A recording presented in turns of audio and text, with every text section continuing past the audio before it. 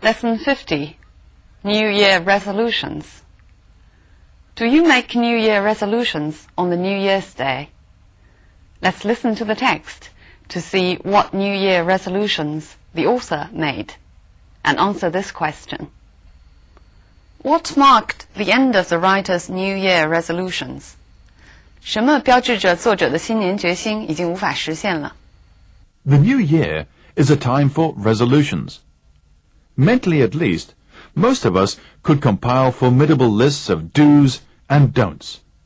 The same old favorites recur year in, year out, with monotonous regularity. We resolve to get up earlier each morning, eat less, find more time to play with the children, do 1,001 jobs about the house, be nice to people we don't like, drive carefully, and take the dog for a walk every day.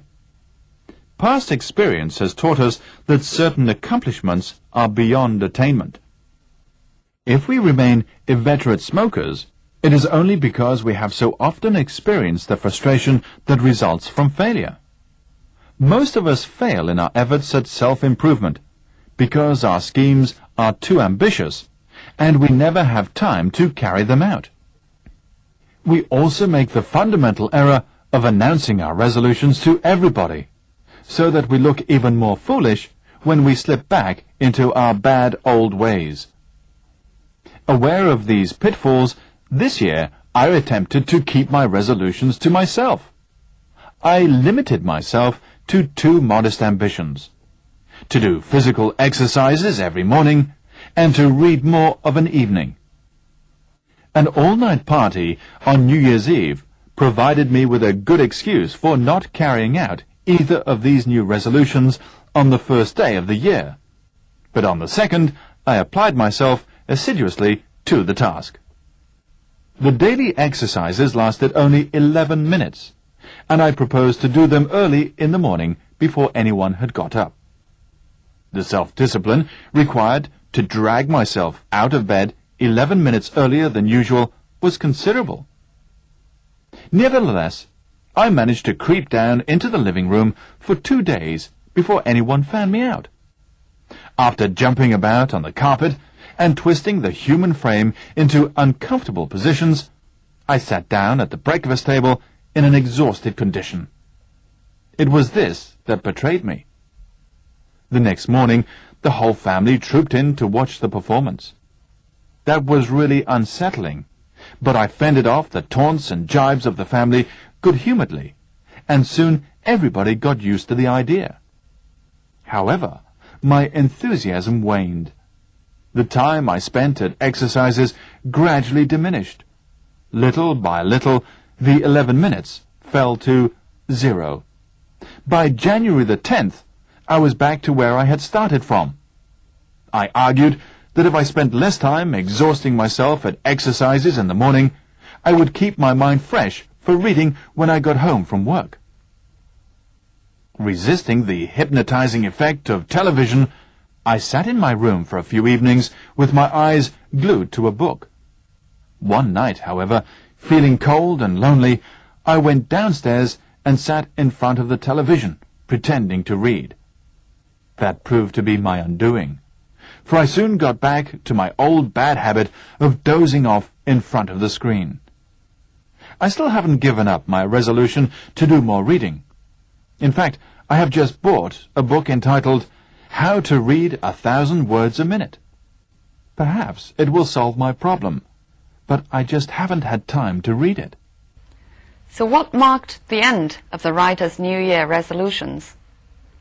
Right, when he sat in front of the television pretending to read. So this text is about New Year resolutions, for it is a tradition to make New Year resolutions on the New Year's Day for self-improvement. The author tells us about his resolutions by starting with the understanding that usually resolutions cannot be achieved because they are too ambitious. He thus made 2 modest ones. Even so, he failed again after trying for not too many days. But he still didn't give up completely. He just bought a book on reading, even though he didn't have time to read it yet. Okay, now let's look at some language points. Most of us could compile formidable lists of do's and don'ts. Compile means put together. Give you one more example. These notes were compiled from lectures and seminars. 这些笔记是从各种演讲和讨论中编纂出来的。Formidable lists. Formidable means causing respect or awe for being difficult to deal with. We can use it to describe something. For example, a formidable task or a formidable obstacle. We can also use it to describe a person, a formidable opponent, or a formidable enemy. Lists of do's and don'ts. Do's and don'ts means the things we should do or we shouldn't do. For example, the children's life there consists of don'ts instead of do's. 孩子们在那里的生活是由不要做什么，而不是说要做什么构成的。The same old favorites recur year in and year out. The same old something is an often used structure, means the very familiar something. For example, it's the same old story. The man she's in love with is married. We also very often say the same old excuse. For example, he gave the same old excuse for being late. Traffic jam. Recur year in and year out. Recur means occur again. For example, some of our dreams recur. 我们的一些梦会重现。The anti-war theme recurs throughout his writings, means in all his writings you can find the anti-war theme. 反战的主题在他的写作中反复出现。Year in and year out is a fixed phrase, meaning every year. Similarly, day in and day out means every day. We resolve to get up earlier each morning. Resolve means we determine to do something. For example, she resolved never to speak to him again. You can also use a that clause to express the same thing. She resolved that she would never speak to him again. We remain inveterate smokers. Inveterate means deep-rooted. It's a disapproving word. For example, he is an inveterate liar, means he keeps lying all the time. He is an inveterate talker, meaning somebody who loves talking all the time. She had an inveterate fondness for expensive shoes. She liked expensive shoes all the way through. We have often experienced the frustration that results from failure. Frustration here means the distress that results from failure. For example, he watched in frustration as his team lost again. Watched in distress. 沮丧地观看. But in this example, the frustration of his ambition made him a bitter man. 他的雄心没有能够实现，于是他对凡事都不满。Because our schemes are too ambitious. Scheme here means the plans. Scheme can both mean the plans to do good or to do harm. Look at these examples. There's a new scheme in our town for recycling plastic bottles. 我们的城市有一个新计划，要再回收塑料瓶。He's got another crazy scheme for getting rich. Scheme here refers to a self-interested plan. We never have time to carry them out. Carry out means to realize such schemes. We often use these objects after carry out. Carry out a plan, carry out a survey, or carry out an order. Or carry out a promise, 实现一个诺言. Look at this example. We only hope that the kidnappers will not carry out their threat to kill the hostage, which means we hope that they will not really kill the hostage as they threatened. The fundamental error. Fundamental means the most basic. We can often say the fundamental problem. Fundamental change means a thorough change or fundamental difference. We slip back into our bad old ways. Slip back into means we pick up our old habits gradually. Look at these examples.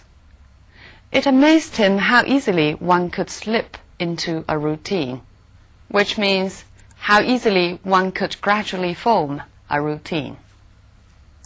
The economy seemed to slip back into recession, which means seemed to go back gradually into recession.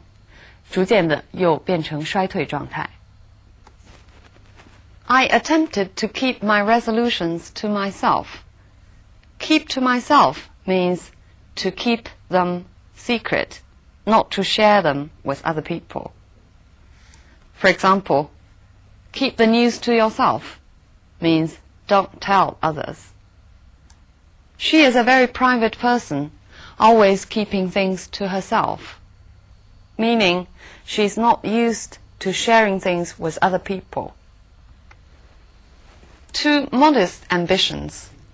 Modest means not large, either in size or scale or amount or price. For example, house prices rose by a modest amount last year. 去年房价涨了不多的一个数量. There has been a modest improvement in living conditions of the poor, which means the improvement is not big. To read more of an evening. Of an evening means often in the evenings. Similarly, of a weekend means often at weekends. For example, she likes to do shopping of a weekend. I applied myself assiduously to the task. Apply oneself to something means work very hard at something. Notice that apply to means differently from apply oneself to. Apply to means to put something into use. For example, his project is concerned with applying the technology to practical business problems. 他的项目呢，是关于把技术应用到实际的商业操作上。But in this example, it's the phrase of apply oneself to something. He immediately applied himself to the investigation, which means he immediately worked very hard at the investigation. I proposed to do them early in the morning. Propose here means intent, but it's a formal use. The other meaning of propose is suggest. Let's look at these examples. I do not propose to reveal details at this stage.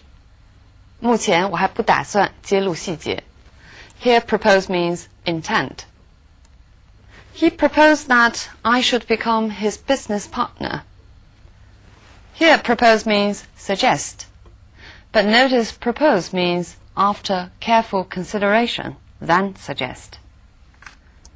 Compare suggest. She suggested that we should buy a new car. It may not necessarily be a careful consideration. It was this that betrayed me. Betray here means it was the fact that I was very tired that revealed my New Year resolutions to my family. The meaning of betray most basically is not loyal, 背叛. For example, He was accused of betraying his country during the war. 他被指控叛国。If he is nervous on stage, he doesn't betray it. Betray here means show, as the text does. 如果他在台上紧张的话，他并没有表现出来。I fended off the taunts and jibes of the family. Fended off means I managed to avoid or to fight with. So fend off. You can use fend off to say fend off somebody, which means send away, or fend off something, which means to avoid. For example, she spent the entire evening fending off the unwanted visitors, which means sending the unwanted visitors away. He looked relaxed as he fended off questions from the press. Fend off here means he managed to avoid questions. Good-humoredly means cheerfully. Humored here means in certain kind of mood. Good-humored is its adjective. For example, whatever happened, she was always remarkably good-humored. 好脾气的。We can also express it with a prepositional phrase. In a good humor, or in a bad humor, or in an ill humor. For example, she was still not clear why he had been in such ill humor yesterday. 她现在也不清楚为什么他昨天的脾气这么坏。The time I spent at exercises gradually diminished. Diminish means become smaller or become shorter. For example, the value of a house has diminished greatly or sharply over the last 6 months. 急剧贬值。Diminish can also mean become weaker or less important. For example, what he did has seriously diminished him in many people's eyes. I argued that if I spent less time exhausting myself, I would keep my mind fresh for reading. Here, I argued means I reasoned. We know that argue can mean disagree. For example, the couple next door were arguing all the time. Here, argue means quarrel. He argued that we should take immediate action. Argue here can mean reason, as the text does. This text is written in a humorous tone. How is the sense of humor achieved? One thing the author does is to use some impersonal expressions. For example, the same old favorites recur. Here, the same old favorites is an impersonal expression, but very colloquial, meaning the same old resolutions. We have become so very familiar with them. And in this one, after jumping about and twisting the human frame, here the human frame is impersonal, but we know from the context that it actually means the author's body, so that this formal expression achieves a humorous effect. And in this sentence, the whole family trooped in to watch the performance. The performance refers to what I did as exercises. Again, the impersonality makes the tone humorous.